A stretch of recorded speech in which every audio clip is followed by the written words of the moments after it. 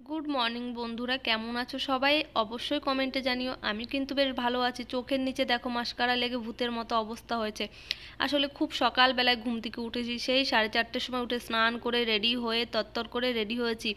তারপরেও যে আইলাইনার পরে বেরোতে পারবো সেটা তো আমি ভাবিনি। যাই হোক, আইলাইনার পরেই বেরিয়েছি আজকে সেজে গুজে সুন্দর করে টিপটাপ হয়ে।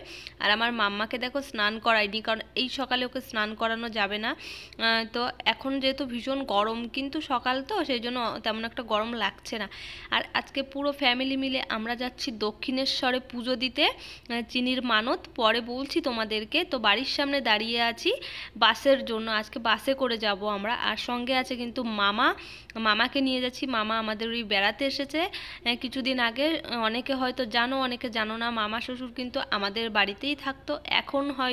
এখন আমাদের বাড়ি থাকে না, এখন থাকে সোদপুরে মাসি বাড়িতে। তো পাশে যেই ভাইটা দাঁড়িয়ে আছে ওই ভাইটার সব কিছু, এই যে যেই ভাইটা ভ্যান নিয়ে দাঁড়িয়ে আছে ও সব বাসের টাইম জানে। তো যে বাস চলে এসছে, আর যেই না বাসে উঠেছি চিনির কি কান্না কান্না, সিট নেই। একজন বয়স্ক লোক খুব ভালো, সবাই মিলে দাঁড়িয়েছিলাম দেখে চিনিকে বসার জন্য একটা সিট দিয়েছে। তো মা চিনিকে নিয়ে বসেছিল। আমার মামার চোখ মুখ দেখো, দেখে খুব মায়া লাগছে। ও না মানুষ দেখলে ভীষণ ভয় পায়। আগে কখনো বাসে ওঠেনি, তো উঠে ভীষণ কান্না করছিল। মানে যত মানুষজন দেখছে ভীষণ কান্না করছিল। তারপরে কার্টুন দেখাতে দেখাতে নিয়েছি। কার্টুন দেখেও মানুষের মুখের দিকে তাকালেই কান্না করে দিচ্ছে, এতটা ভয় পেয়ে যাচ্ছিল। তারপরে আমি সামনে বসেছিলাম, ওই যে মা দেখতে পাচ্ছ সামনে বসেছে। তো আমাকে বললো যে তুমি বসো চিনিকে নিয়ে। তারপরে আমি বসলাম চিনিকে নিয়ে। বর তো নেমেই যাবে, বলছে না আমি যাব না দাঁড়িয়ে দাঁড়িয়ে। তো একটু পরেই সিট পেয়ে গেছি। আর ও বাসে যেতে চায় না, কিন্তু আমি বললাম যে চলো, সকাল সকাল তো অসুবিধা হবে না। তো আমার কথা মতো বাসে এসছে। আসলে ওলা করতে গেলে অনেক টাকা, সব সময় ওলা করে যাওয়া হয়। তো আমি বললাম যে বাসে গেলে একটু কম খরচে চলে যাওয়া যায়, বাড়ির সামনে দিয়ে যেহেতু বাস চলে তো কেন যাবা না। তো সেই বুঝে বাসে করে এসেছি। বেশিক্ষণ কিন্তু সময় লাগেনি, আমরা 6টার সময় বেরিয়েছি আর 7টা হতে না হতে আমরা পৌঁছে গেছি। বেশ গরমও লাগেনি। আর এই দেখো আমরা কিন্তু দক্ষিণেশ্বরে পৌঁছেও গেছি। আর চিনি কিন্তু ঘুমিয়ে পড়েছে, মেয়েটা খুব কান্নাকাটি করেছে। খারাপ লাগে, ও না মানুষের মুখের দিকে তাকালেই ভয় পেয়ে যায়, কেন জানি না। ওকে নিয়ে প্রথমেও যখন আমরা বেরোতাম তখনও মানুষজন দেখলে ভয় পেত। এখন যেহেতু একটু বড় হয়েছে, তো ভাবতে পারিনি যে ও বাসে উঠলে এইভাবে কান্না করবে। যাই হোক, এই যে আমরা পৌঁছে গেছি। ওই যে চিনি ঘুমিয়ে পড়েছে আর আমরা চলে এসেছি দক্ষিণেশ্বর। এখন বাজে 7টা, ঠিক 7টার সময় আমরা পৌঁছে গেছি। আমরা বেরিয়েছিলাম 6টার একটু পরে। আমার 1 ঘন্টা লাগেনি না? 1 ঘন্টাও লাগেনি না আসতে? আগে একবার এসেছিলাম যখন, অনেক আগে, একবার না অনেকবার এসেছি। আমি আমার বর ওই সেম জায়গাটায় ফটো তুলেছিলাম, ওই জায়গাটায় ফটো তুলেছিলাম।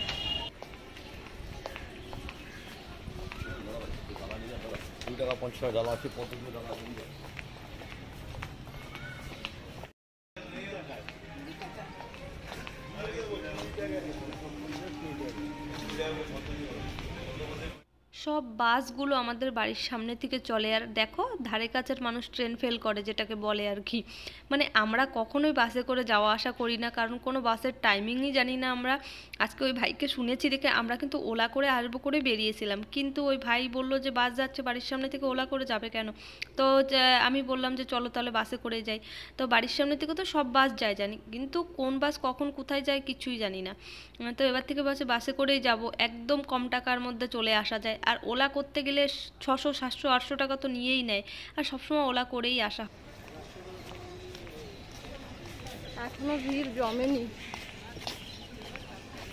অনেকদিন বাদে এসছি। সেই মেজদিকের সঙ্গে আসছিলাম, আর আসা হয় না, বলবো আসছিলাম কি আর কত সালে এসছি মনেও নেই, 2019-এ না 20-তে এসছি, ঠিক মনেও নেই। মেজদিরা এসেছিলো, ওদের সঙ্গে এসেছিলাম। তার আগে অনেকবার এসেছি, কিন্তু তার পরে আর আসা হয়নি। আর এই এলাম চিনিকে নিয়ে।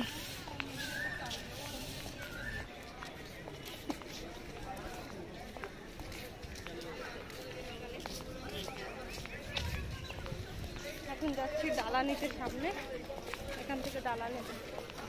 ওপরে কিন্তু দু সাইডে সব ভোগের দোকান, ওরা কিন্তু ভীষণ ডাকাডাকি করে, কিন্তু ওখান থেকে বেশিরভাগ মানুষ নেয় না, বেশিরভাগ মানুষ এই নিচ থেকেই ভোগ নেয়। আমিও একবার ভুল করে ওপর থেকে নিয়েছিলাম, তো অত দূর থেকে নিতে যাব কেন, এখানে তো কাছেই হয়, তো এখান থেকে। আর এই দোকান আমাদের ভীষণ পরিচিত, ইনি আমাদের চেনে না, কিন্তু আমরা যতবারই আসি না কেন এই দাদার দোকান থেকেই আমরা ডালা নিই। তো আজকে না একদম ভিড় নেই, খুব ভালো লাগছে।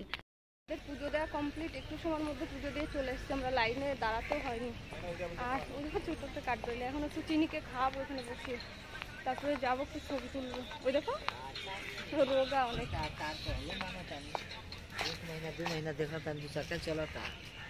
একদম কষ্ট হয়নি বলে এবার আমাদের, একদম সুন্দর। এসে একটু সময়ের মধ্যে সাইডে লাইন ছিল, সাইডের লাইনে ঢুকে আমরা পুজো দিয়ে চলে এসেছি, কোনো কষ্ট হয়নি। সামনের থেকে দিইনি, সাইড থেকে দিয়েছি। চিনি ঘুমিয়েছিল, চিনিকে তুলে দিয়েছে। আর খালি মানুষ দেখলে কান্না করে, ভীষণ ভয় পায়। চিনি ঘেমে ভিজে যাচ্ছে, আমরা তো সবাই স্নান করে এসেছি, চিনিকে স্নান করানো হয়নি, জল নিয়ে এসেছি, যদি লেট হয়ে যায় স্নান করিয়ে দেবো বাড়ি যেতে লেট হলে। আর চিনির চোখে দেখো কেমন ঘোলাটে ভাব, কালকে ডাক্তার দেখিয়ে নিয়ে এসছি, ওষুধগুলো সঙ্গে নিয়ে এসছি, এখন খাইয়ে দেবো ওষুধ, চোখে ড্রপ দিতে হবে। ভীষণ কান্না করেছে চিনি, বাসের মধ্যে মানুষজন দেখে ভয় পেয়ে গেছিল। এই পার্কিং এ বসে আছি আমরা এখন।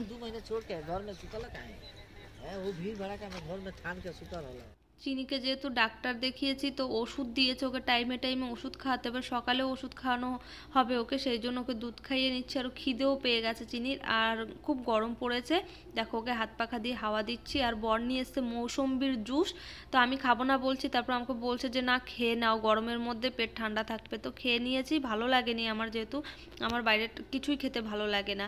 আর আমাদের পুজো দেওয়া কমপ্লিট, ভাবিনি যে এত সুন্দরভাবে পুজো দিতে পারবো এত তাড়াতাড়ি করে, কোনো কষ্ট হয়নি গরমে।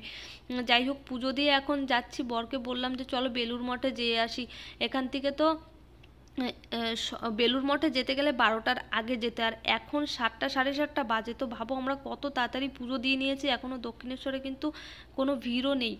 তো বর বলছে ওর না মাজার ব্যথার সমস্যা আছে, ও বলছে আমার আর এখন যেতে ইচ্ছা করছে না, তোমরা যাও, আমি বাড়ি চলে যাই, মামাকে নিয়ে চলে যাও। তো ওকে ছাড়া যাবো কখনোই না, আমার তো ভালোই লাগবে না। আমি বললাম মামাকে নিয়ে যাবো না, তুমি চলো তাহলে যাবো। তো বলছে এখন আমি আজকে যাবো না, প্রচুর গরম পড়েছে, আর রোদও যা, চিনিকে নিয়েও কষ্ট হয়ে যাবে, যেতে হবে না। তো চলো, এখন আমাকে একটু ছবি তুলে দিচ্ছে আমার বর, বললাম যে আমাকে একটু ছবি তুলে দাও। তো আজকে আর দক্ষিণেশ্বরে যাওয়া হবে না, বাড়ি থেকে আশা করে এসেছিলাম যে এখানে পুজো দিয়ে দক্ষিণেশ্বরে যেয়ে ওখান থেকে ভোগ খেয়ে তারপরে বাড়িতে যাব, কিন্তু কপালে না থাকলে ঘি, ঠকঠকালে হবে কি।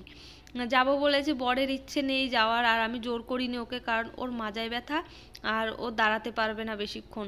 তার মধ্যে পড়েছে খুব গরম, মানে বলার মতো না, সকাল সকাল এসেছি বুঝতে পারিনি, এখন গরমটা বোঝা যাচ্ছে, দেখছো রোদের কি তাপ, ফটো তুলছি মানে দাঁড়াতে পারছি না, গরমের এত তাপ রোদের। যাই হোক এখন তো আমরা বাড়ি চলে যাব, ছবি তুলে একটু তারপর বাড়ি চলে যাব। আর এখন আর বাসে করে যাব না, কারণ সকালে এসেছি, এখন তো রোদ চেপে গেছে, এখন এসি ছাড়া বাড়িতে যাওয়াই যাবে না।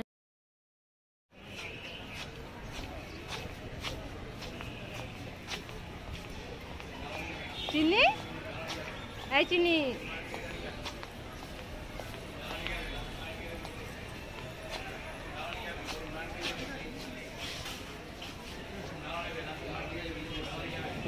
বর ওলা বুক করেছে, এখন ওলার জন্য দাঁড়িয়ে আছি। আর কেন আজকে পুজো দিতে এসেছি, পুজো দিতে আসতে তো কোনো কারণের দরকার হয় না, তাই না? তারপরেও মা চিনির জন্য অনেক আগে একটা মানসিক করেছিল, চিনির খুব ঠান্ডা লেগেছিল, তো মা বলেছিল যে দক্ষিণেশ্বরে এসে পুজো দিয়ে যাবে, তো সেই জন্য সবাই মিলে এসেছি পুজো দিতে চিনিকে নিয়ে। আর এখন আছি আমরা এয়ারপোর্টের কাছে, তো বারাসাত অবধি যাবে, ওখান থেকে কিন্তু আমাদের অটো করেই যেতে হবে। ভূতনির মতো অবস্থা দেখো, কোনো রকম মুখটা একটু ন্যাপকিন দিয়ে পুছে রান্নাঘরে গেছে, এখন রান্না করছি। মা ভাত বসিয়ে দিয়েছিল, তার মধ্যে এসছে গ্যাস, আমরাও এসছি আর গ্যাস তুলে এসছে, এই ওলা করে বারাসাত অব্দি এসছি, বারাসাত থেকে অটো করে বাড়ি এলাম। আর 10টা, আমরা ঠিক 6টার সময় বেরিয়েছিলাম, একদম আমাদের বাড়ির সামনে থেকে বাসে উঠেছি, আর 10টার মধ্যে আমরা বাড়ি ঢুকে গেছি। এসে দেখি, এসে উপরে এসছি, আর গ্যাস ট্যাঙ্কি বুক করা হয়েছিল, তো গ্যাস দিয়ে গেল।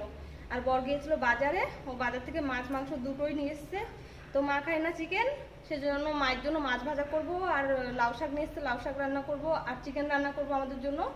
আর এখন সকালের মতো ভাত ছিল, ভাতে জল ঢেলে দিয়েছে মানে পান্তা, আর মাছ ভাজা করে দেবো, আমার বর এখন খেয়ে নেবে। আর চিনি ঘুমোচ্ছে, মা এখানে আমাকে সব হেল্প করে দিচ্ছে। আর একটা জিনিস, হ্যাঁ না হতো না, একটা জিনিস দক্ষিণেশ্বর থেকে কিনে নিয়ে এসেছি 120 টাকার। এই দেখো কাঠের হামনদিস্তা, আমার হামনদিস্তা ছিল না, আমি একটা কিনতাম, লোহার না হলে কিছু কিনতাম একটা, কিন্তু অনেক দরকার রসুন থেতো করার জন্য, তারপরে আদা এইসবের জন্য আমার খুব লাগে হামনদিস্তা, সেগুলো কেনা হচ্ছিল না। তাছাড়া চোখের সামনে পড়লো, নিয়ে এসছে একটা হামনদিস্তা, সুন্দর হয়েছে।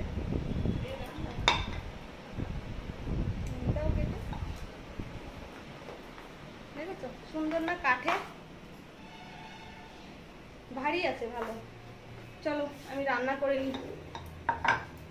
আজকে তো সকালবেলা চলে গেছিলাম, দুধটা রাখতে পারিনি, পাশের বাড়ি বোতল দিয়ে যাওয়া হয়েছিল, পাশের বাড়িতে ওদেরও দুধ দেয়, তো বোতল দিয়ে গেছিলাম, ওরা দুধ নিয়ে ফ্রিজে রেখে দিয়েছিল। তো দুধটা এখন মা নিয়ে এসছে, দুধ জাল হচ্ছে, ভাত হয়ে গেছে রান্না, ভাতের মধ্যে মা আলু সিদ্ধ দিয়েছিল, আর এখন একটু মাছ ভাজা করবো, এই যে সকালে খেয়ে নেবো, তারপরে দুপুরের জন্য চিকেন হবে, শাক হবে। এই যে কাতলা মাছ, এখানে চিকেন, হ্যাঁ তোমার ছেলেও খাবে এখন পান্তা। আর বাজার থেকে এই যে লাউ শাক না মা, লাউ শাক, আর এই যে নোটে শাক, আর কুমড়ো নিয়ে এসছে। আর কিছু আনুক না আনুক, কুমড়োটা ভীষণ ভালো আনে, একদম পাকা মিষ্টি আঠালো কুমড়ো। কুমড়ো সবসময় মিষ্টি, এত সুন্দর সুন্দর কুমড়ো আনে, কুমড়ো দেখলে মনে হয় যেন কাঁচা খেয়ে ফেলি। এই দেখো কালারটা কি সুন্দর। চিনির জন্য খিচুড়ি করি তো কুমড়ো দরকার হয়।